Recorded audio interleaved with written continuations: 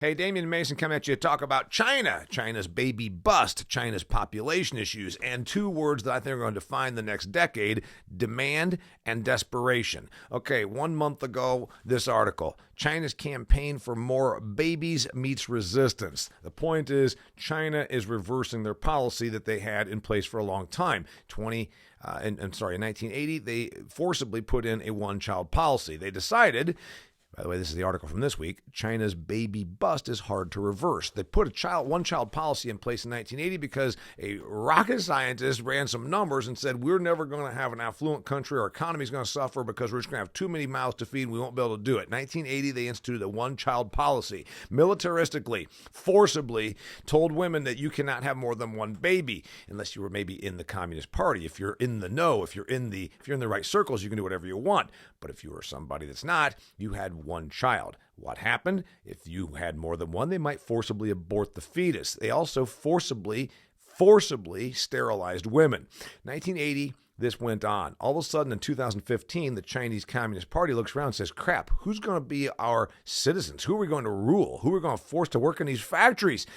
So they started a two-child policy. A lot of women didn't take them up on the offer because they looked around and remembered what things were like when mom tried to have two kids. They aborted it, or they forcibly sterilized mom. So also the Chinese women that don't want to have a bunch of kids now don't want to have a bunch of kids for the same reason you don't.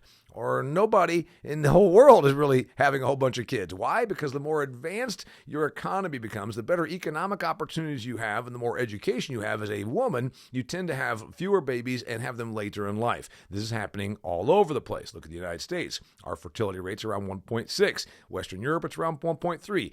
China's fertility rate is at 1, meaning they're averaging about 1 kid per woman. It takes 2.1 kids per woman for your population to remain at stable, at replacement rate, if you will. Why am I telling you about this? Because this is a big story. I've been for a decade pointing out to my ag audiences, we're not going to have an issue with feeding the world. This whole thing about overpopulation that has been so popular from the 1960s with the book The Population Bomb, United Nations paranoia, we're all going to die of starvation, overpopulation. It ain't happening. So why am I talking about China? Well, again, China's baby bust is hard to reverse because in 2015, they said, hey, we're only kidding. You can have 2 kids now. 2022, they said you can have 3 kids. Now there is a campaign afoot to encourage Chinese women to reproduce. The problem is, they're still not doing it. So what if you're a poor person? You're not in the Chinese Communist Party. You're not an industrial titan in China. What do I predict is going to happen? Poorer Chinese women are going to be forcibly impregnated. They're going to be treated like sows in the gestation room. Oh, you sound terrible, Damian. This is the same Chinese Communist Party that aborted fetuses, that forcibly sterilized women. Why would it be a stretch? When you need to have subjects to rule, when you need to have workers in your factory, you need to have bodies in your military, you get more desperate. So what did I talk about? 2 words: demand and desperation. First off, China's not going to be as big of an agricultural customer of ours as they have been, simply because they don't have as many mouths. Also, they're getting old. When you don't have babies, you get old fast. Old people don't eat like young people. You know this. Does grandma eat as much as your teenage kid? Of course not. Demand is going to continue to dwindle, just like it has in Japan or in South Korea, 2 other countries that are rapidly losing population because they have a very low fertility rate. South Korea is around 0.8. That means they're about 1/3 of replacement rate. Their population is going to start dwindling fast. They don't buy as much American pork or chicken or soybeans because they don't have as many mouths to feed. And also, old people don't eat as much. This is going to happen. We're going to have less and less demand from China. Also, China doesn't want to be our customer. They want to be our replacement. Remember, both economically and militarily, they would like to be America's replacement. So we're going to have demand. Also, we're going to have desperation. When a country has got its back against a wall, I believe they will start forcibly impregnating women. I believe that they will be all hands on deck on what can we do to cling to our power. Also, when you start looking at an economy that's predicated on population growth and growth of industrialization, and that stagnates, China's going to have some economic issues. So what happens when you become more desperate, when you're a good little communist totalitarian?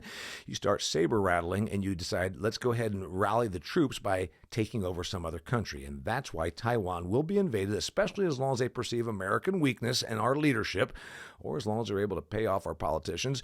The issue is going to be demand continues to decline, and desperation will bring more of an aggressive military campaign. So their campaign to have more babies is going to be also coinciding with a military campaign to go and invade other countries, because that's what desperate countries do. Demand and desperation, 2 words that are going to describe China. If you don't believe me, take a look at these articles and start connecting the tea leaves. China's baby bust is hard to reverse. It's going to equate and come out and resonate, if you will, through the things I just talked about. Less demand and more desperation. I'm Damian Mason. Thanks for being here. You know, you can check out all my past episodes of the Business of Agriculture podcast. Follow me online. I appreciate doing so.